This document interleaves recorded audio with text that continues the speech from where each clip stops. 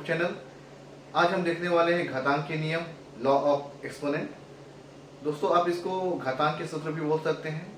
इसमें 7 प्रकार के सूत्र या नियम होते हैं, जिसको आज हम उदाहरण के माध्यम से समझेंगे और इसके अगली वीडियो में हम इससे संबंधित जो भी प्रश्न होंगे इम्पोर्टेंट, उस पर फोकस करेंगे। तो आज हम बस देखने वाले हैं घातांक के नियम या सूत्र, जो 7 प्रकार के होते हैं। तो आइए शुरू करते हैं।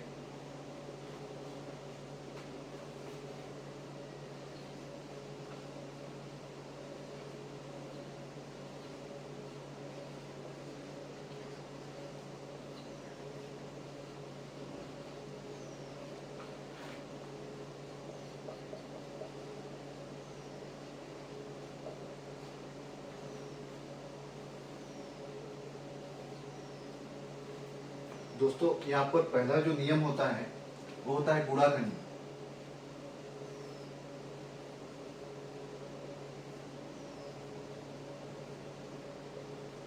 जिसका सूत्र या नियम है a की घात में m गुणा a की घात में n बराबर होता है a की घात में m प्लस n।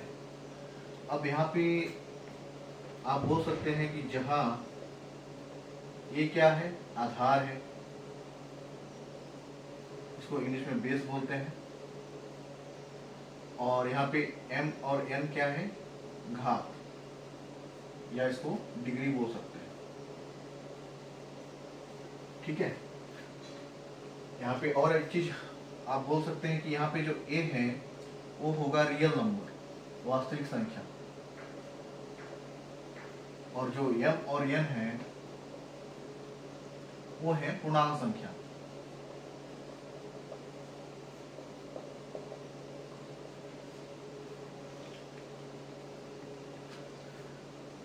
मतलब आप अब इस नियम को, गुणा का नियम को समझिए कि यहाँ पे जब a और a, जब मतलब दोनों का आधार समान हो तो घात हमेशा क्या होगा, जुड़ जाएगा।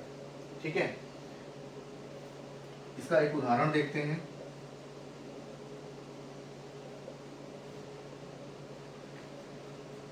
यदि 5 की घात में 7 गुणा 5 की घात में 8 हो तो इसको हम लोग इस फॉर्मूले से क्या लिख सकते हैं, दोनों का आधार 5 5 है, दोनों सेम है, तो यहाँ पे आधार ही लिखना है 5, और क्या करना है, दोनों घात को आपस में जोड़ देना है, 7 प्लस 8। इसका मान कितना आ जाएगा, 5 टू द पावर 15। ठीक है। इसी प्रकार इसको हल करना है। अब आते हैं हम सेकेंड केस पे।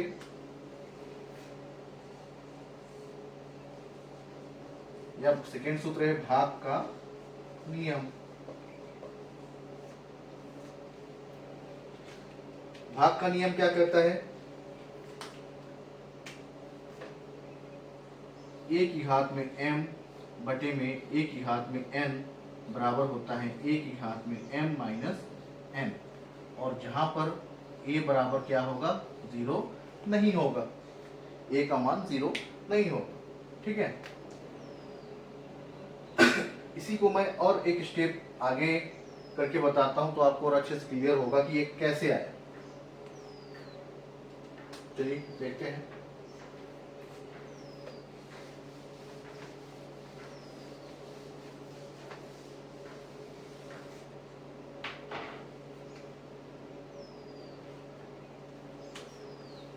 इसको अगर हम लोग और अच्छे से समझें तो a की घात m बटे a की घात n, अगर इसको मैं हल करना चाहूँ तो a की घात m, जब भी हम नीचे से किसी वैल्यू को ऊपर लेके जाते हैं घातांक के नियम में, तो उसका घात में जो भी चिन्ह रहता है ऊपर जाने के बाद उसका घात क्या होता है, उसका चिन्ह बदल जाता है। मतलब मल्टीप्लाई भाग में है, मल्टीप्लाई में जाएगा, a की घात में प्लस का n है, ऊपर जाएगा तो माइनस का n हो जाएगा। फिर यहाँ से पहला नियम जो आप पढ़े हैं, गुणा का नियम, तो यहाँ पे दोनों का आधार क्या है, सेम है, a और a है, तो यहाँ पे क्या होता है, घात जुड़ जाता है, तो a की घात में m प्लस यहाँ पे माइनस n है। इसको और आगे एक स्टेप हल करेंगे तो a m प्लस और माइनस का मल्टीप्लिकेशन होगा तो n। तो इस प्रकार आप समझ सकते हैं कि भाग का नियम में a की घात में m बटे a की घात में n को हम क्या लिख सकते हैं, a की घात में m माइनस n। ठीक है। इसका एक एग्जांपल देखते हैं।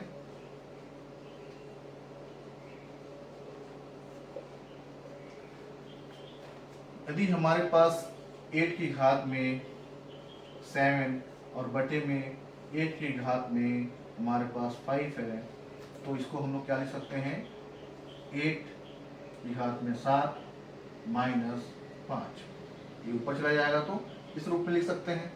तो इसको 7 में से 5 चला जाएगा, कितना बचेगा, 2।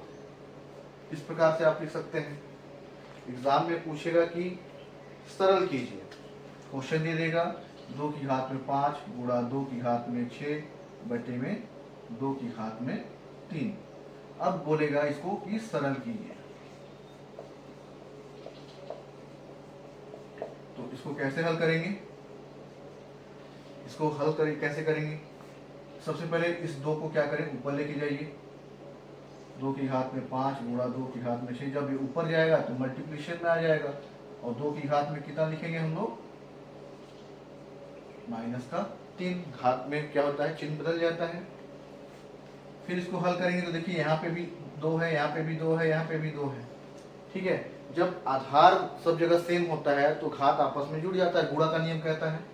तो यहाँ पे 2 हो जाएगा और घात में कितना हो जाएगा, 5 प्लस 6, और यहाँ पे प्लस माइनस का मल्टीप्लिकेशन होगा तो -3। अब इसको हल करेंगे तो 2, 5 और 6 को जोड़ेंगे तो 11 माइनस 3। फिर इसको आगे हल करेंगे, 11 में से 3 जाएगा तो 8। तो इस प्रकार से क्या हो जाएगा, ये इसका आंसर आ जाएगा। तो आपको ध्यान देना है, कभी भी सरल कीजिए बोलेगा तो आपको बस इतना तक ही करना है। और यदि बोलेगा कि मान ज्ञात कीजिए, मान ज्ञात करने के लिए बोलेगा तो हम लोग क्या करेंगे, यहाँ पे 2 का गुणा कितने बार करना है, 8 बार करना है।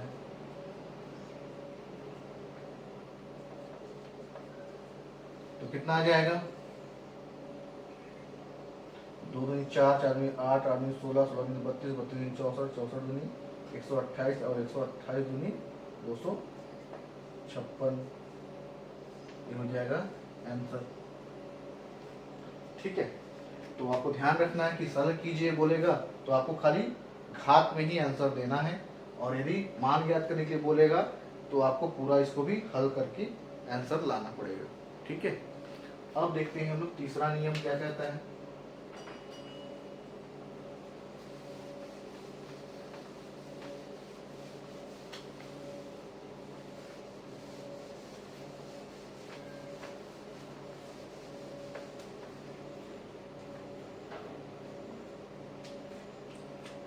तीसरा जो नियम है वो घातों के घात का नियम।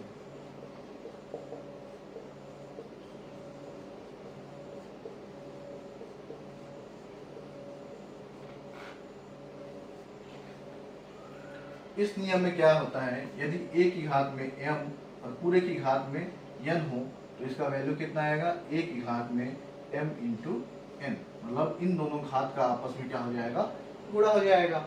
इसको एग्जाम्पल के लेकर समझते हैं। यदि हमारे पास 6 की घात में 2 है और इसके पूरे के घात में हमारे पास 8 है, तो इसका मान कितना आ जाएगा, 6 की घात में 2 गुणा 8। जब इसको हल करेंगे तो 2 का गुणा 8 से होगा तो 8 दूनी 16। तो इस प्रकार से आप इसको हल कर सकते हैं, ठीक है। आई होप आपको समझ में आ रहा होगा। चौथा नियम है हमारे पास, यदि a इंटू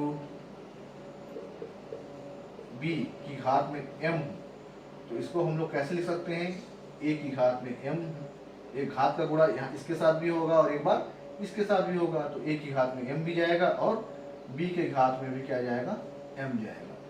ये हो जाएगा चौथा नियम, ठीक है। यदि हमारे पास कोई संख्या दिया है, एग्जाम्पल लेते हैं, यदि हमारे पास कोई संख्या है 3 गुणा 4, पूरे के घात में 2 है, तो इसको हम लोग कैसे लिख सकते हैं, 3 की घात में भी 2 होगा और 4 की घात में भी 2 होगा। समझ रहे हैं आप, ठीक है। यदि आपको कोई डाउट हो रहा है तो आप कमेंट करके पूछ सकते हैं। अब आते हैं पांचवा जो नियम है इसका,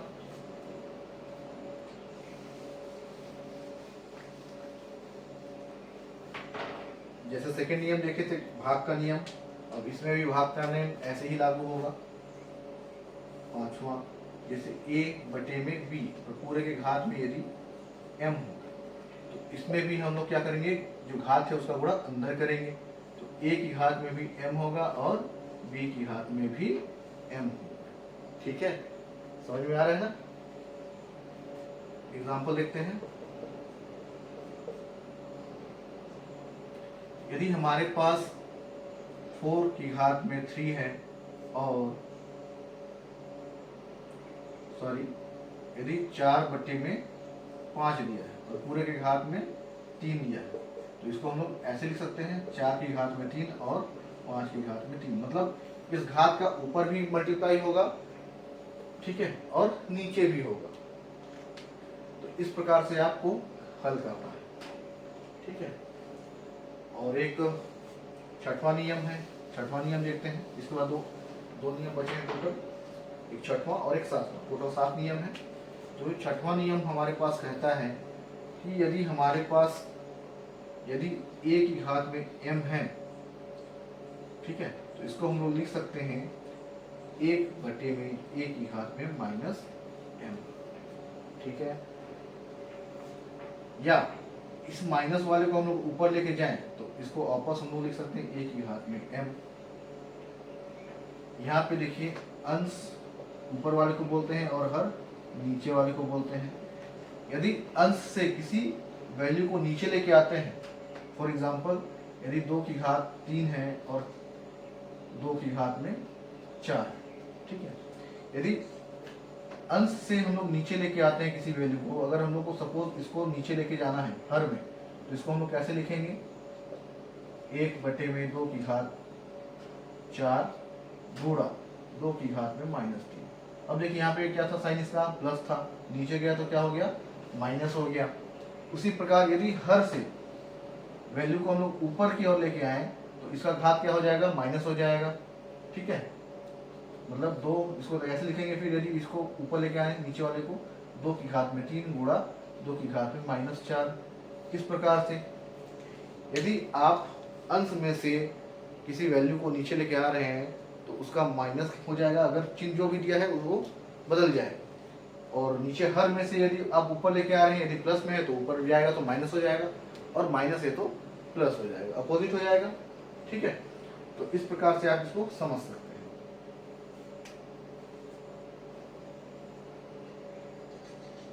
अब आता है सातवां, सबसे इम्पोर्टेंट, बहुत लोगों को नहीं पता होता है एग्जाम में और गलती करके आ जाते हैं। a की घात में अगर 0, उसका मान क्या हमेशा होता है, 1 होता है। ठीक है, तो आपको याद रखना है, a यहाँ पे रियल नंबर कुछ भी हो सकता है। ठीक है, तो यहाँ पे यदि 2 की घात में 0 आ जाए, इसका मान भी कितना होगा, इसका मान कितना हो जाएगा, 1 हो जाएगा। ठीक है, यदि 8 की घात में 0 है तो इसका भी मान कितना होगा, 1 हो जाएगा। तो इस प्रकार से आपको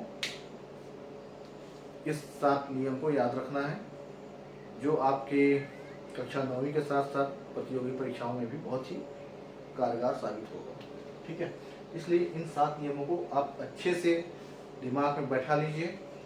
मैंने एग्जाम्पल भी दे दिए हैं, इसके बावजूद भी आपको कोई डाउट होता है तो आप प्लीज़ कमेंट करके मेरे से पूछें, मैं ज़रूर रिप्लाई करूँगा।